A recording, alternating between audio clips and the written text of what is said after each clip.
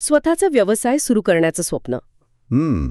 मला वाटतं जवळपास प्रत्येकाने कधी ना कधी हे स्वप्न पाहिलं असेल. हो, नक्कीच. पण या स्वप्नासोबतच एक भीतीही येते नाही का?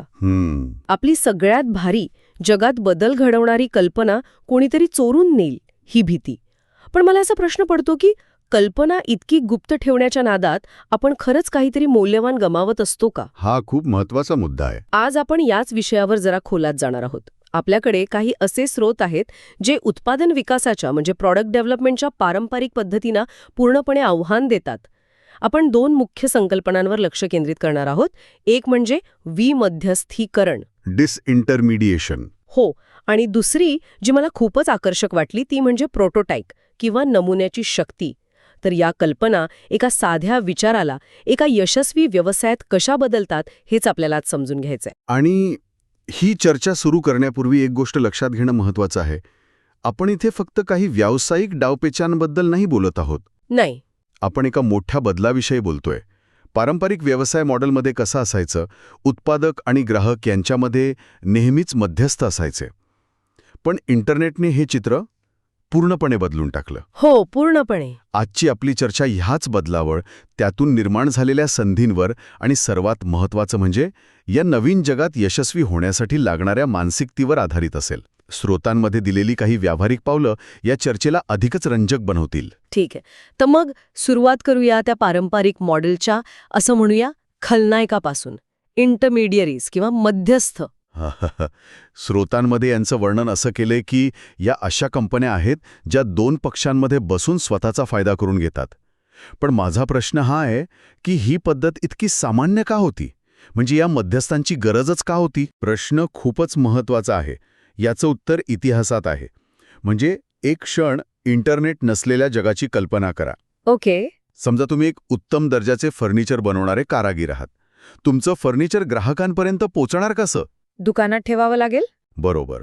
तुम्हाला ते दुकानांमध्ये, मोठ्या स्टोअर्समध्ये ठेवावं लागेल. हे दुकानदार किंवा वितरक म्हणजेच मध्यस्थ. हां. माहिती आणि बाजारपेठेवर त्यांचं पूर्ण नियंत्रण होतं. अच्छा. कोणत्या ग्राहकाला काय हवं आहे ही माहिती त्यांच्याकडे असायची आणि ग्राहकांपर्यंत पोचण्याचा मार्गही त्यांच्याच ताब्यात होता. त्यामुळे उत्पादकांना त्यांच्या अटी मान्य करण्याशिवाय दुसरा कोणताही पर्यायच नव्हता. अच्छा, म्हणजे एक प्रकारे ते गेटकीपर होते. अगदी. आणि इथेच डिसइंटरमिडिएशन किंवा विमध्यस्थीकरण ही संकल्पना येते, जी इंटरनेटमुळे शक्य झाली. सोप्या भाषेत सांगायचा तर मधल्या माणसाला काढून टाकणे. हो, बरोबर, मधल्या माणसाला काढून टाकणे. मला वाटतं याचं एक उत्तम उदाहरण म्हणजे संगीत क्षेत्र. हो, बरोबर. पूर्वी गायिकाला आपली गायिक पर्यंत पोहोचवण्यासाठी म्युझिक कंपनी किंवा रेकॉर्ड लेबल नावाचा मध्यस्थ लागायचाच. आता तोच गायक थेट स्पॉटिफाय किंवा यूट्यूबवर आपली गाणी टाकू शकतो. अगदी. हेच विमध्यस्थीकरण झालं, बरोबर? अगदी अचूक उदाहरण आहे. पण विमध्यस्थीकरण म्हणजे फक्त खर्च कमी करणे किंवा नफा वाढवणे नाही. याचा खरा आणि सगळ्यात मोठा फायदा आहे ग्राहकांची थेट नातं निर्माण करण्याची संधी. जेव्हा तुम्ही ग्राहकांशी थेट बोलता तेव्हा तुम्हाला खरा अभिप्राय म्हणजे फीडबॅक मिळतो. त्यांना काय आवडतंय, काय नाही आवडत, कोणत्या गोष्टीची गरज आहे हे थेट समजतं. आणि हा अभिप्राय म्हणजे सोना आहे. तो तुम्हाला तुमचं उत्पादन अधिक चांगलं बनवण्यासाठी मदत करतो. बरोबर. हा थेट अभिप्राय मिळण्याचा मुद्दा खरंच महत्वाचा आहे. पण यामुळे एक वेगळाच प्रश्न उभा राहतो. कोणता? जर लोकांकडून लवकर अभिप्राय मिळवणं इतकं महत्वाचं असेल, तर मग आपण आपली कल्पना इतकी गुप्त का ठेवतो? आपल्या डोळ्यासमोर ते एक चित्र उभं राहतं. हो, तो एक संशोधक. हो, एक संशोधक गॅरेजमध्ये गुप्तपणे आपल्या कल्पनेवर काम करतोय आणि ती कुणी चोरू नये म्हणून प्रचंड घाबरलेला आहे. स्रोतांमध्ये या पारंपरिक पद्धतीचं वर्णन आहे. प्रचंड गुप्तता, नॉन डिस्क्लोजर एग्रीमेंट्स. हो, NDA. मोठी गुंतवणूक आणि लोकांना उत्पादन दाखवण्याआधी वर्षानुवर्षे चाललेलं काम. आणि गंमत म्हणजे स्रोतांनुसार ही गुप्त पद्धतच अनेकदा अपयशाचं कारण ठरते. खरंच? हो. यात एक खूप मोठं सत्य दडलेलं आहे जे सुरुवातीला पटायला जड जातं. कल्पना स्वस्त असतात. बापरे. याचा अर्थ कल्पनांना किंमत नसते असं नाही, पण त्या कल्पनेला प्रत्यक्षात उतरवण्याच्या क्षमतेला, त्या प्रक्रियेला जास्त महत्त्व आहे. खरा धोका स्पर्धकांनी तुमची कल्पना चोरण्याचा नसतो, मग काय असतो? तर तुम्ही असं काहीतरी तयार करण्याचा असतो जे मुळात कुणालाही नको आहे. हे ऐकायला खूपच अनपेक्षित वाटते. म्हणजे आपण ज्या गोष्टीला सर्वात जास्त घाबरतो तो खरा धोका नाहीच. हो, याला असं समजा की तुम्ही समुद्रात बुडण्याच्या भीतीने पोहायला शिकत नाही. ठीक आहे. पण खरा धोका तर किनाऱ्यावर तहान लागून मरण्याचा आहे. उत्पादन विकासात कल्पना चोरी ही समुद्रात बुडण्याची भीती आहे जी शक्य आहे, पण तिची शक्यता कमी आहे. पण अनावश्यक उत्पादन हे तहान लागून मरण्यासारखं आहे, जास्त संभाव्य आणि तितकंच घातक. तुम्ही वर्षानुवर्ष मेहनत घेता, पैसा लावता आणि शेवटी कळतं की बाजारात त्याला कोणीच वाली नाही. यापेक्षा मोठं अपयश कोणतं? नाही, हे पटतंय, पण हे ऐकायला सोपं वाटतं. प्रत्यक्षात जर मी एखाद्या मोठ्या कंपनीसमोर माझी कल्पना मांडली आणि त्यांच्याकडे माझ्यापेक्षा जास्त पैसा आणि माणसं असतील, तर ते ती कल्पना माझ्यापेक्षा लवकर आणि चांगल्या प्रकारे बाजारात आणू शकतात. ही भीती निरर्थक नाहीये, नाही का? तुमची भीती रास्त आहे, पण यावर स्रोतांमध्ये एक वेगळा दृष्टिकोन दिला आहे. कोणतीही कल्पना पहिल्या प्रयत्नात परिपूर्ण नसते. बरोबर. यशस्वी कंपन्या फक्त कल्पना चोरत नाहीत, तर त्या कल्पनेला प्रत्यक्षात उतरवण्यासाठी लागणारी मेहनत, चिकाटी आणि सतत सुधारणा करण्याची प्रक्रिया राबवतात. तुमच्याकडे जर तुमच्या ग्राहकांशी थेट नातं असेल, त्यांच्या गरजा तुम्हाला जास्त चांगल्या समजत असतील तर मी त्यांच्यापेक्षा जास्त वेगाने बदल करू शकते. अगदी. तुम्ही मोठ्या कंपन्यांपेक्षा जास्त वेगाने आणि अचूकपणे बदल करू शकता.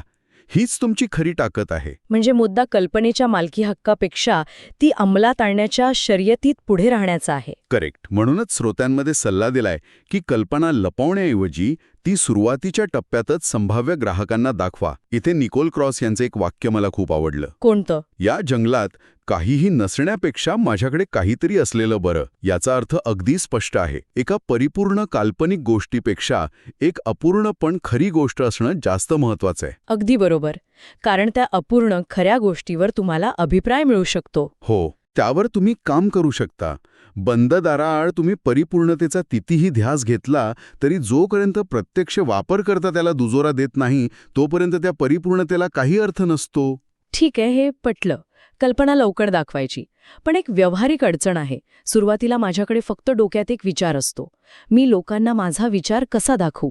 त्यासाठी पूर्ण उत्पादन तयार होण्याची वाट पाहावीच लागेल ना. आणि इथेच या चर्चेतला दुसरा आणि सर्वात महत्त्वाचा भाग येतो, प्रोटोटाईप किंवा नमुना. प्रोटोटाईप म्हणजे तुमच्या अंतिम उत्पादनाची एक अगदी सुरुवातीची अपूर्ण आवृत्ती.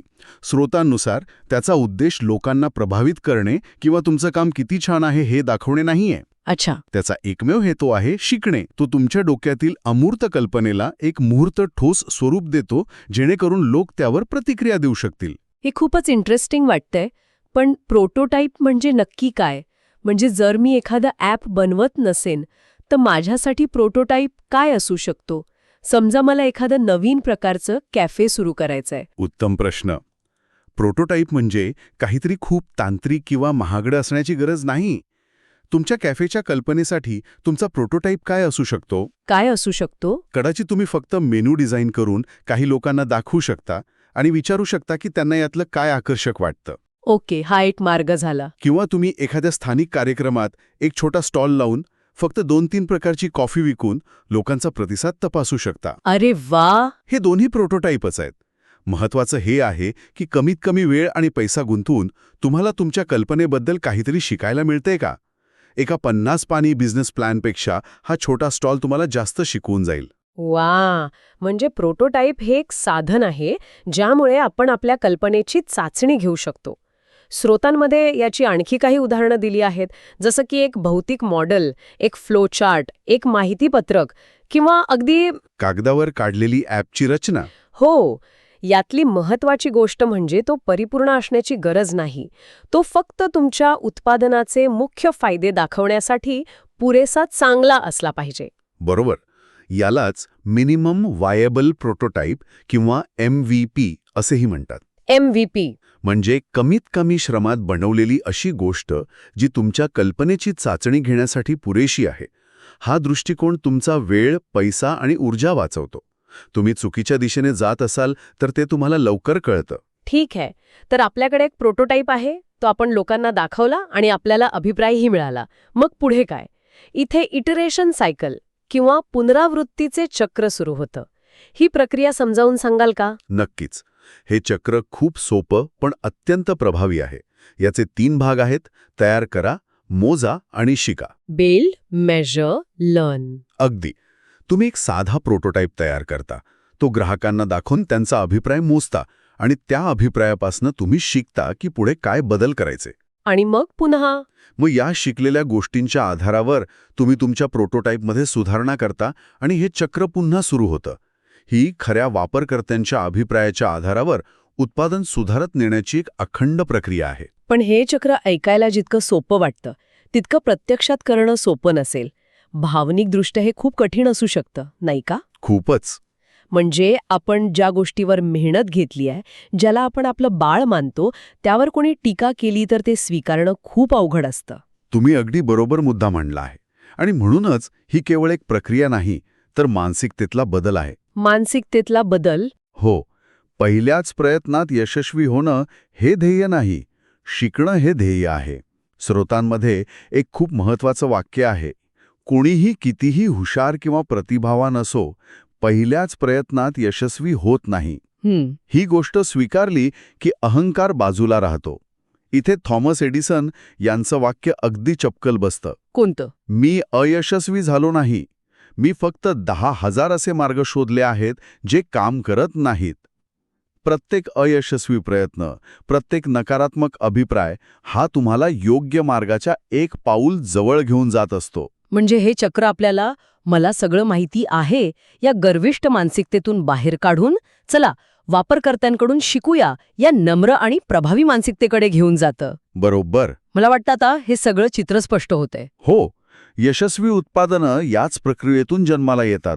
ती एका बंद खोलीत नाही, तर बाजारात खऱ्या ग्राहकांसोबतच्या संवादातून घडवली जातात. तर या सगळ्याचा अर्थ काय?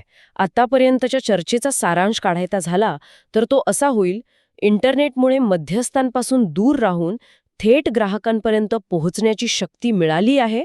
तिचा वापर करा. बरोबर. कल्पना चोरीच्या भीतीतून बाहेर पडा, कारण चुकीचं उत्पादन बनवण्याचा धोका त्याहून कित्येक पटींनी मोठा आहे. हो. एक साधा, पुरेसा चांगला प्रोटोटाईप तयार करा आणि मग लोकांना जे खरोखर हवे आहे ते तयार करण्यासाठी पुनरावृत्तीच्या चक्रात प्रवेश करा. अगदी बरोबर. ही एक सरळ, सोपी आणि अत्यंत प्रभावी पद्धत आहे, जी केवळ तंत्रज्ञान कंपन्यांपुरती मर्यादित नाही, तर कोणत्याही प्रकारच्या नवीन कामासाठी वापरता येते. चला तर मग आजच्या चर्चेतील मुख्य मुद्दे पुन्हा एकदा पाहूया. पहिलं, इंटरनेटने थेट ग्राहकांशी नातं जोडण्याची अभूतपूर्व संधी दिली आहे. हो. दुसरं, खरी लढाई कल्पना सुरक्षित ठेवण्याची नाही, तर ती योग्य आहे की नाही हे तपासण्याची आहे. बरोबर. आणि तिसरं, प्रोटोटाईप आणि पुनरावृत्ती हे तुमची कल्पना तपासण्याचं सर्वोत्तम आणि सर्वात सुरक्षित साधन आहे. यावर एक अंतिम विश्लेषण असं करता येईल की या स्रोतांमध्ये वर्णन केलेला बदल हा केवळ प्रक्रिया किंवा तंत्रज्ञानापुरता मर्यादित नाही. हा मानसिकतेतला एक मूलभूत बदल आहे. तो एका गुप्त, बंद खोलीत चालणाऱ्या, निर्माता केंद्रित म्हणजे क्रिएटर सेंट्रिक निर्मिती प्रक्रियेकडून एका खुल्या, सहयोगी आणि ग्राहक केंद्रित प्रक्रियेकडे झालेला बदल आहे. अगदी. आपण मी काय बनवू शकतो या प्रश्नाकडून लोकांना खरोखर काय हवं आहे आणि मी ते कसं बनवू शकेन या प्रश्नाकडे जात आहोत. आणि यातच यशाचं खरं रहस्य दडलेलं आहे. वा, मी काय बनवू शकतो वरून लोकांना काय हवं आहे कडे होणारा प्रवास, हेच या संपूर्ण चर्चेचं सार आहे. जाता जाता एक विचार. या स्रोतांनी उत्पादनासाठी ग्राहकांचा अभिप्राय घेण्यावर लक्ष केंद्रित केलंय. पण हीच प्रोटोटाईप आणि पुनरावृत्तीची मानसिकता आपण जीवनातील किंवा कामाच्या इतर क्षेत्रांमध्ये लागू करू शकतो का? इंटरेस्टिंग. उदाहरणार्थ, करिअरमध्ये एखादा मोठा बदल करण्याचा विचार करत असाल तर पूर्णपणे नोकरी सोडण्याआधी त्या नवीन क्षेत्रातला एखादा छोटा फ्रीलान्स प्रकल्प करून पाहणे हा एक प्रकारचा करिअर प्रोटोटाईप असू शकतो का? यावर नक्की विचार करा.